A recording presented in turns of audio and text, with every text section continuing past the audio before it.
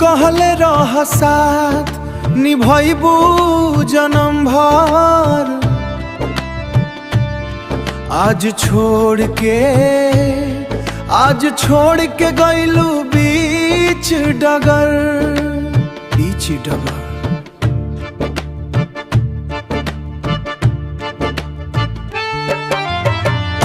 दिलवा लगा के तू खेल गइलू, हंसत हंसत जान ले गइलू।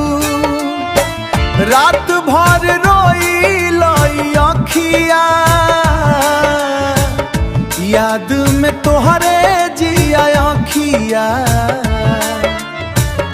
याद में तोहरे जिया जाला।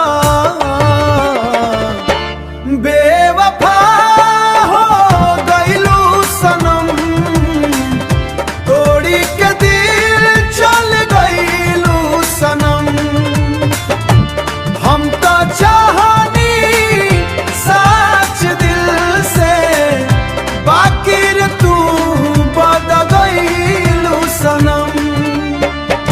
कसम खइले रह चांद तारा के, छोड़ देलू प्यार बेचारा के।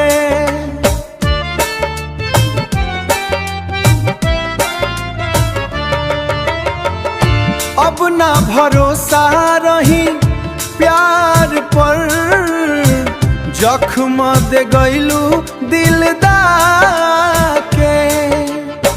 फोनवा पर अब आवाज न आवे, तोहरे बिना मन घबरावे हो।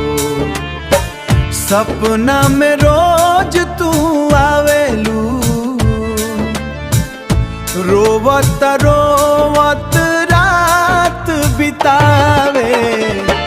बेवफा हो गइलू सनम, आंसू में डूब गइल जिंदगी हम।